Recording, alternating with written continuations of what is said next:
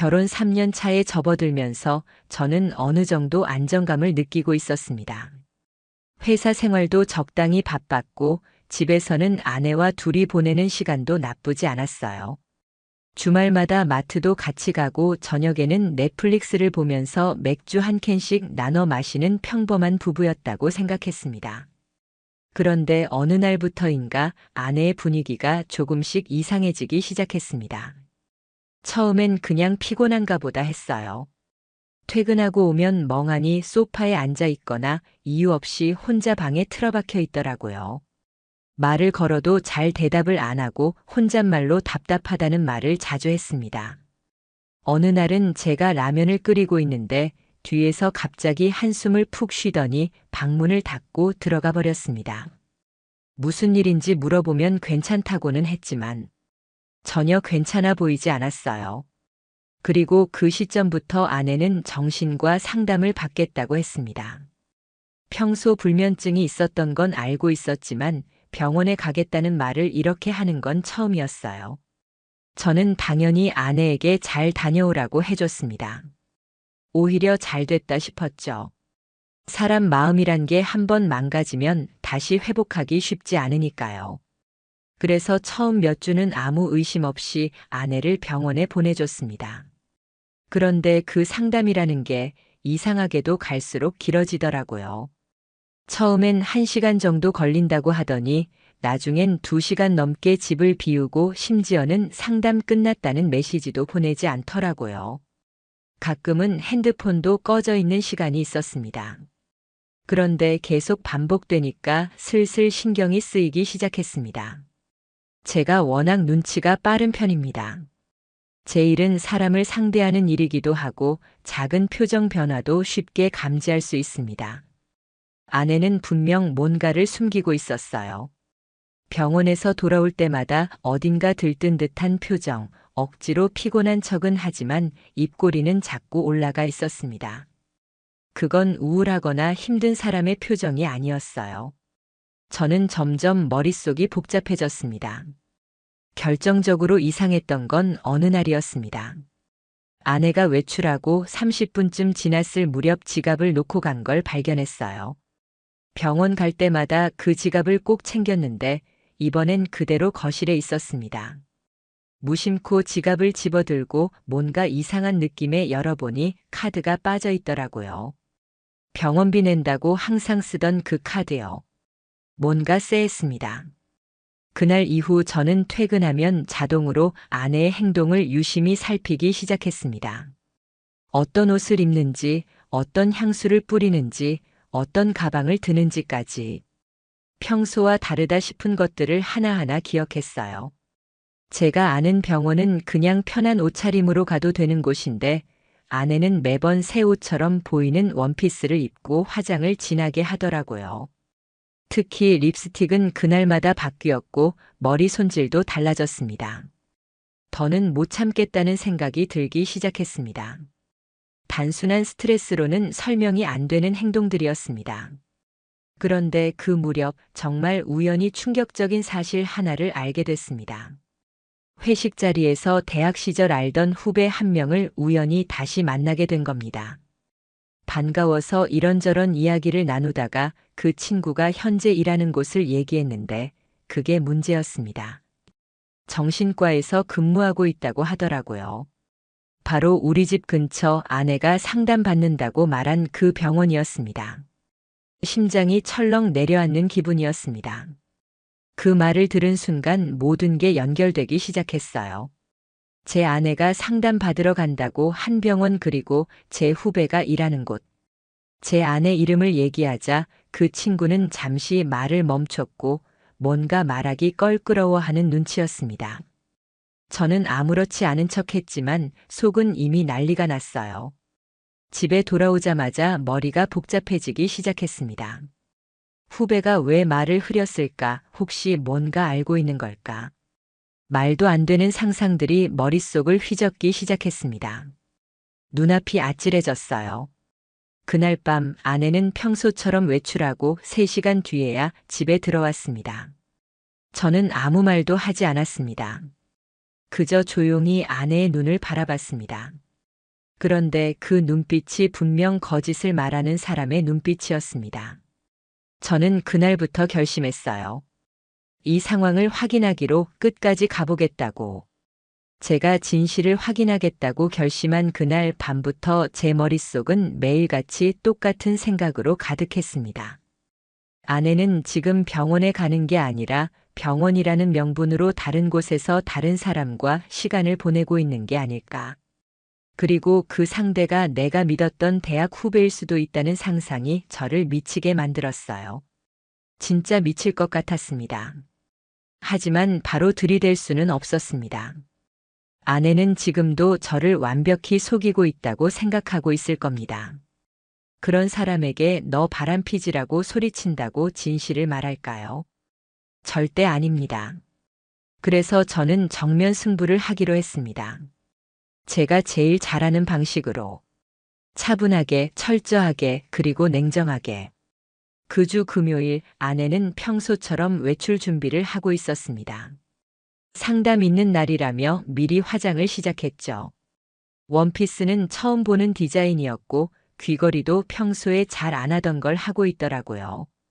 전 그 모습을 아무렇지 않게 지켜보다가 물었습니다. 오늘은 병원 몇 시야? 아내는 말했습니다. 4시 반이야. 지난주에 선생님이 바꾸자고 해서. 저는 고개를 끄덕였고 그녀가 나간 뒤 즉시 차에 올라탔습니다. 병원은 집에서 차로 15분 거리.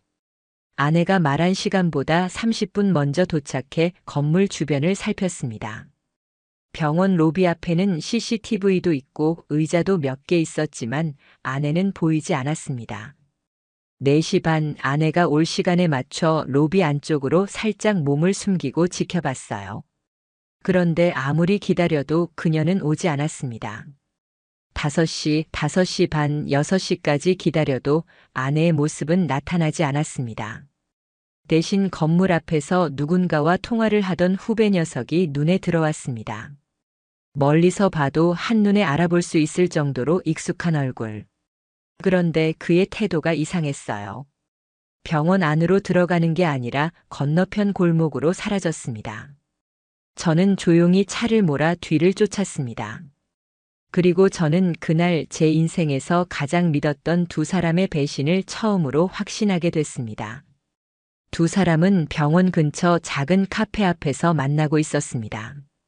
카페 외관은 조용하고 사람도 드문 곳이었어요. 아내는 남자 앞에서 머리를 넘기며 웃고 있었고 후배는 그런 그녀를 바라보며 고개를 끄덕이고 있었습니다. 웃고 있더라고요. 진심으로 즐거운 얼굴로. 상담을 받으러 나왔다던 여자의 표정은 아니었습니다. 그 카페는 통유리로 되어 있었고 저는 차 안에서 가방 속에 넣어둔 작은 디지털 카메라를 꺼내 들었습니다. 미리 준비해뒀던 거였습니다. 그리고 셔터를 눌렀습니다. 반복해서 두 사람의 모습이 렌즈 속에 차곡차곡 쌓였습니다.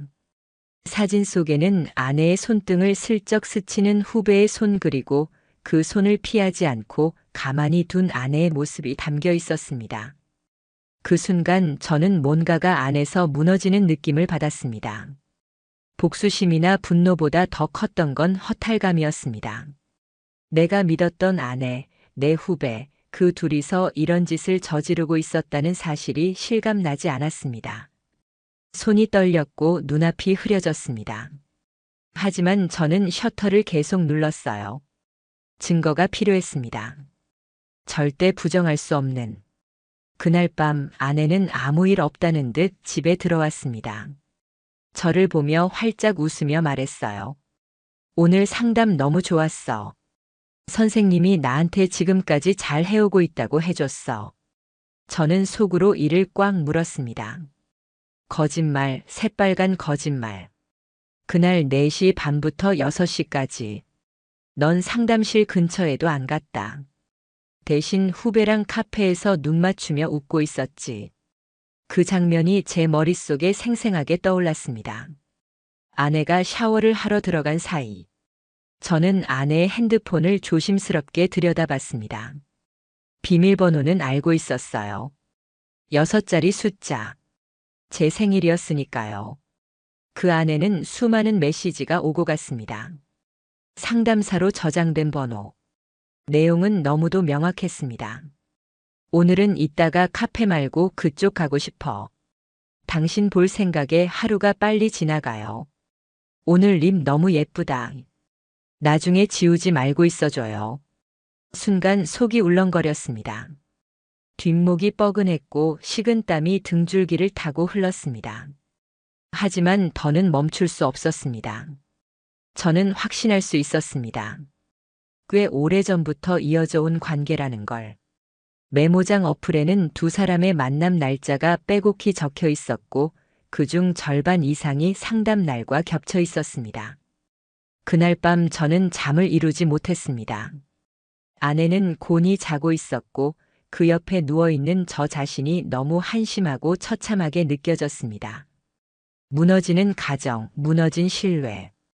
그 모든 게 바로 옆에서 숨쉬고 자고 있다는 사실이 견디기 힘들었습니다. 저는 그때 결심했습니다. 이제 확인은 끝났다고요. 다음 날 아침 저는 출근하지 않았습니다.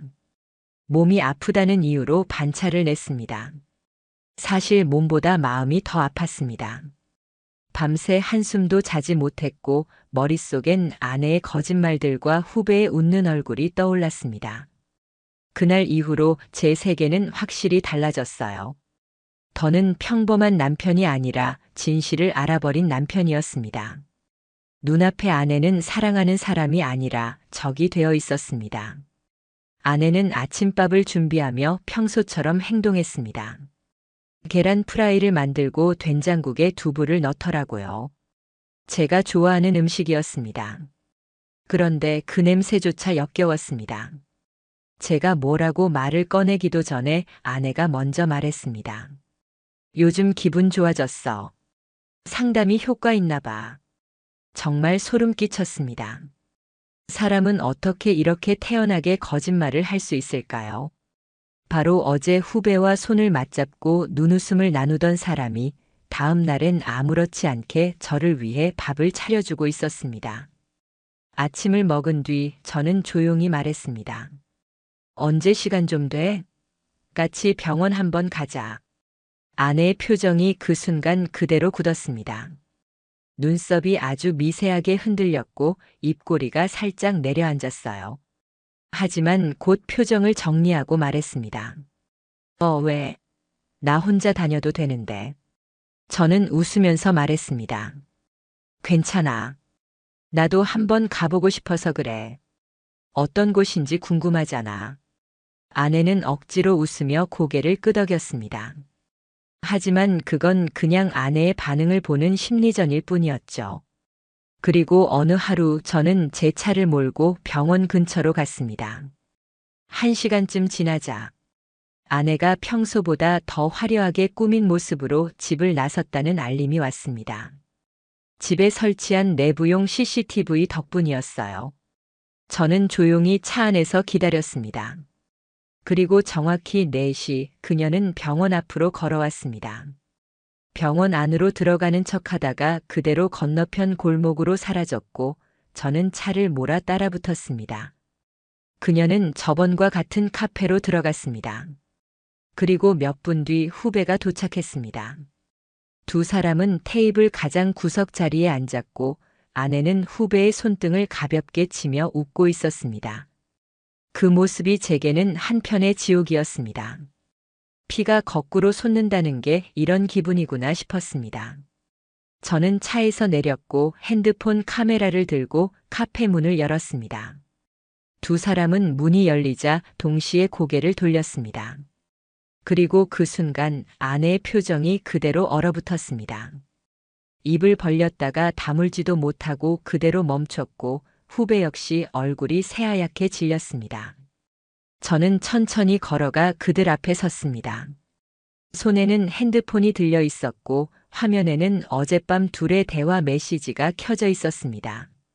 아내가 평소 쓰던 말투로 후배에게 오늘은 오랜만에 손잡고 싶어라고 보낸 문장이 그대로 떠 있었습니다. 아무 말도 하지 않고 핸드폰을 테이블에 올려놨습니다. 후배가 먼저 입을 열었습니다. 선배, 이건 저는 그 말을 끊었습니다. 지금 무슨 변명을 해도 소용없다. 나는 다 봤고 다 알고 있고 다 찍었다. 아내는 입을 가린 채 눈물을 흘리기 시작했습니다. 울음이라기보다 당황과 공포가 뒤섞인 얼굴이었습니다. 후배는 고개를 떨구고 손을 모은 채 말을 잇지 못하고 있었습니다. 저는 말했습니다. 여기서 말해. 지금 끝내자. 언제부터였는지, 왜 이 짓을 했는지 내 눈을 보고 말해. 아내는 떨리는 목소리로 말했습니다. 미안해, 정말 상담 받으러 간 건 맞았어. 그런데 자꾸 위로해주고 그러다 보니까 저는 말했습니다. 그럼 그 위로가 손잡고 눈빛 나누는 거야? 내가 지금 내 입에서 들을 수 있는 건 거짓말뿐이야. 후배는 손을 뻗어 뭔가를 막으려는 듯 했지만 저는 고개를 저었습니다.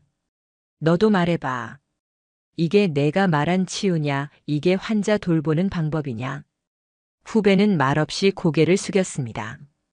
그 모습이 더 역겨웠습니다.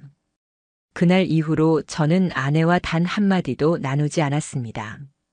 집에 돌아와서도 침묵뿐이었고 아내는 제 뒤를 따라오며 울며 사과했습니다. 정말 그럴 생각은 아니었어. 그냥 외로웠어.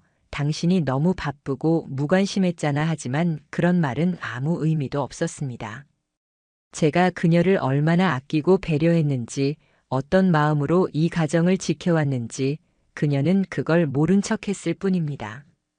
그리고 결국 저를 완전히 배신했습니다. 밤이 깊어가고 거실 한쪽에서 무릎을 꿇은 아내의 울음소리가 들려왔습니다. 저는 조용히 침실로 들어가 문을 잠갔습니다. 그날 밤 저는 처음으로 이혼이라는 두 글자를 눈앞에 놓고 고민하기 시작했습니다. 아직 사랑이 남아있을지도 모른다고 생각했지만 그건 착각이었습니다.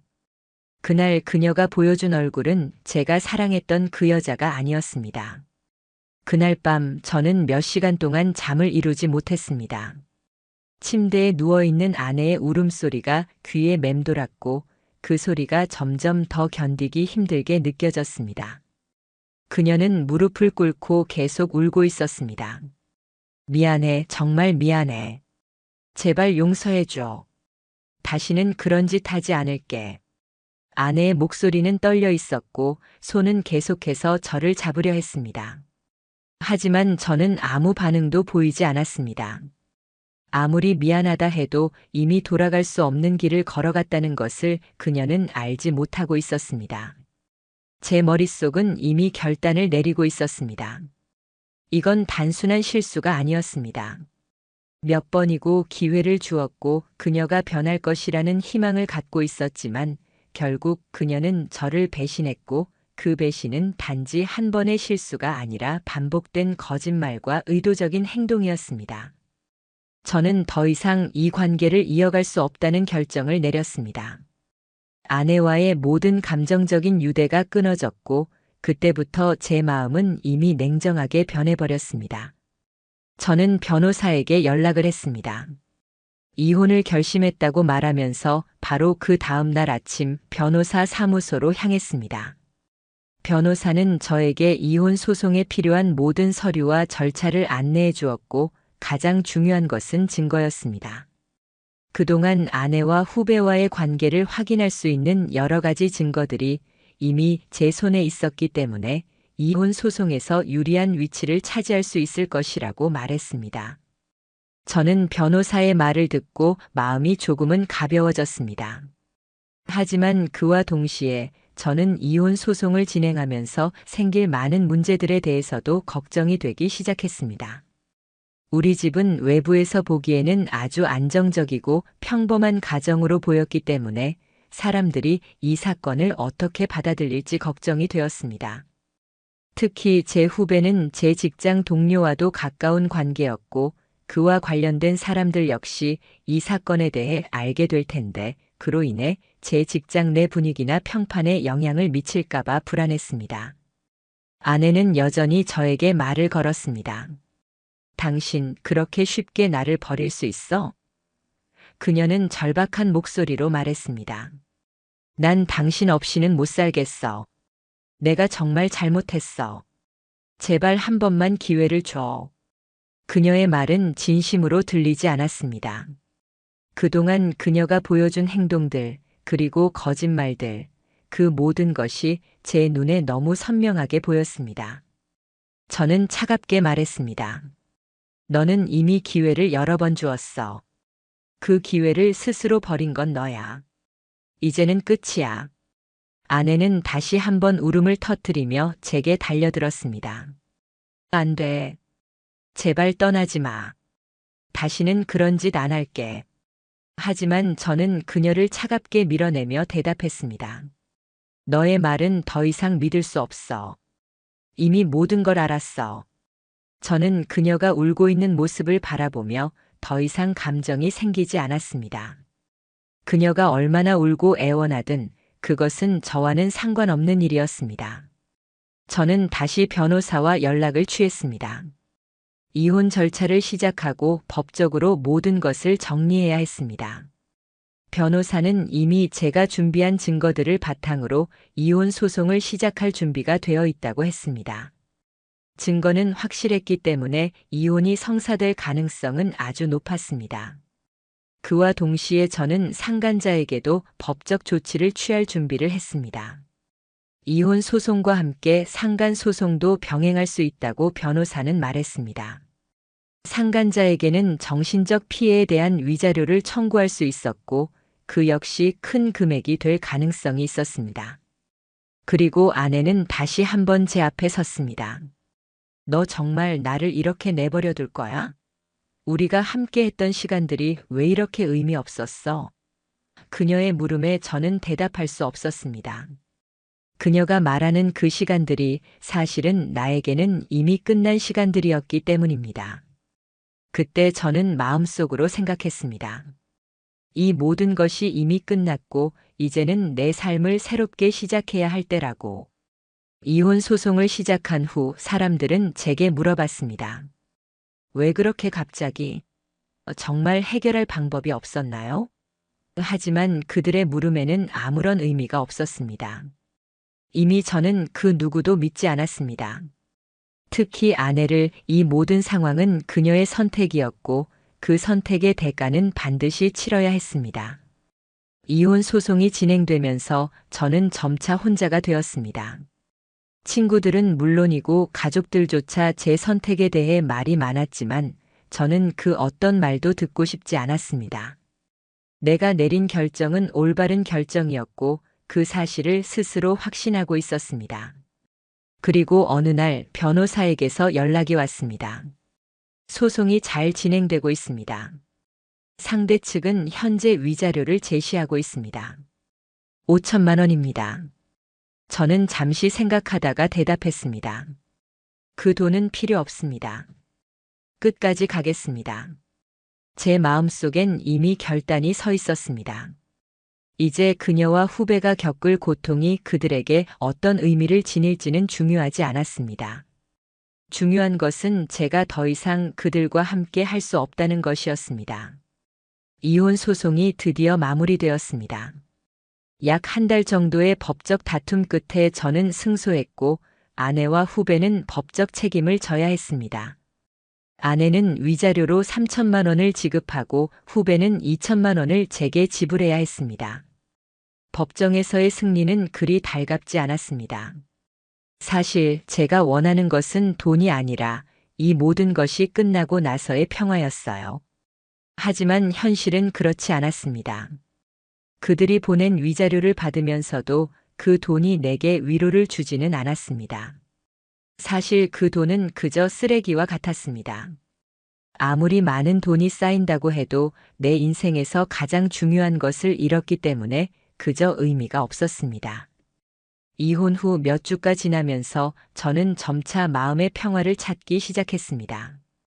이혼을 결심한 그 순간부터 이제는 내 삶을 온전히 내 손으로 다시 만들겠다고 다짐했었기 때문에 첫 번째로 한 일은 바로 새로운 환경에 적응하는 것이었습니다. 나는 이전의 집을 떠나 서울 근교에 있는 한적한 아파트로 이사를 했습니다.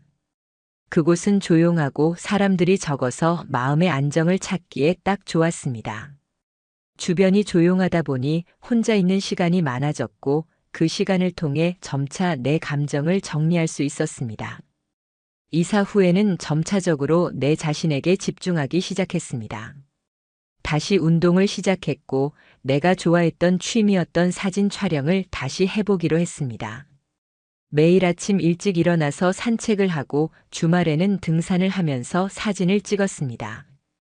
그 과정에서 나는 점차 내 삶을 되찾아가고 있다는 느낌을 받았습니다.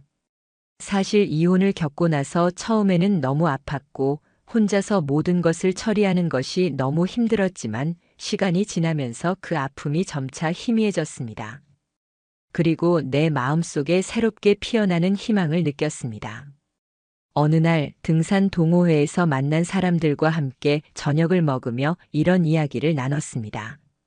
힘든 시간을 지나고 나니 이제는 좀 편해졌어요.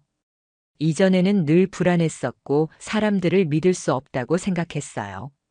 하지만 이제는 조금씩 다른 시각으로 세상을 바라보게 됐어요. 그 말을 들은 동호회 회장이 말했습니다. 정말 많이 변했네요.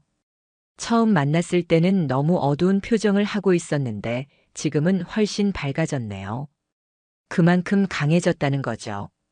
그 말을 듣고 저는 웃었습니다. 네, 많이 강해졌어요. 사실 아직도 그때의 기억이 떠오를 때가 있지만 그래도 살아가야죠. 시간이 지나면서 제 삶은 점차 더 나아졌습니다. 회사에서의 업무도 순조롭게 진행되었고 제가 맡은 프로젝트가 성공적으로 마무리되면서 승진 기회도 주어졌습니다. 사람들은 저에게 요즘 많이 밝아졌다며 칭찬을 아끼지 않았습니다. 그때 저는 비로소 깨달았습니다. 내 자신이 얼마나 중요한지, 그리고 내가 얼마나 많은 기회를 놓치고 있었는지. 이혼을 겪고 나서야 비로소 나는 내 삶의 주인공이 되어 내 인생을 주도할 수 있게 되었습니다. 어느 날 회사에서 동료들과 점심을 먹으며 이야기를 나누던 중 한 친구가 물었습니다. 혹시 새로 시작한 취미가 있어? 요즘 얼굴이 많이 밝아진 것 같아. 그때 저는 이렇게 대답했습니다. 사진 촬영을 시작했어. 자연을 찍고 사람들을 찍고. 예전에는 너무 과거에 갇혀 있었는데 이제는 매일이 새롭고 그만큼 즐겁네. 그리고 나는 그 대화 속에서 다시 한번 깨달았습니다. 내가 다시 시작할 수 있다는 사실, 내가 얼마나 많은 기회를 가지고 있는지. 한 달이 지나고 저는 다시 친구들과 함께 여행을 떠났습니다. 그동안 쌓인 스트레스와 감정들을 풀기 위해 떠난 여행이었는데 그 여행은 정말 좋았습니다. 저는 다시 사람들과 소통하고 새로운 사람들을 만나고 그 속에서 내가 얼마나 소중한 존재인지 알게 되었습니다. 그동안 아내와 후배 때문에 나 자신을 너무나도 놓쳤던 것 같았고 그 모든 시간들이 지금은 너무도 귀중한 추억으로 남게 되었습니다. 그 경험이 나를 더욱 강하게 만들었고 앞으로 어떤 일이 닥쳐도 나는 이겨낼 수 있다는 자신감을 주었습니다. 그 후 몇 달이 지나면서 저는 사람들과의 관계도 점차 회복해 갔습니다. 이전에 가족들과 연락이 끊어졌던 일도 점차 풀렸고 부모님도 저를 다시 안아주었습니다. 너무 힘든 시간들 보내서 많이 고생했구나. 이제부터는 너의 행복이 가장 중요하니까 잘 살아가야 해. 부모님의 말에 저는 고개를 끄덕이며 더 이상 과거의 아픔에 얽매이지 않기로 결심했습니다. 그들의 응원 덕분에 저는 한 걸음 더 나아갈 수 있었고 제 삶은 점차 더 나은 방향으로 변화해 갔습니다. 몇 년이 지나고 나는 이제 혼자 사는 게 더 이상 외롭지 않다는 것을 깨달았습니다. 저는 내 인생을 다시 시작했고 그 과정에서 많은 것을 배웠습니다. 상처는 아물지 않았지만 그 상처 덕분에 나는 더 나은 사람이 되었고 더 강한 사람이 되었어요. 앞으로는 좋은 사람을 만나서 다시 가정을 꾸릴 수도 있을 거라고 생각합니다. 하지만 그때까지는 내 삶을 더욱 풍요롭고 행복하게 만들기 위해 노력할 겁니다. 그리고 이 모든 경험이 내게 가르쳐 준 것은 하나입니다. 과거는 과거일 뿐 앞으로 나아가면 된다.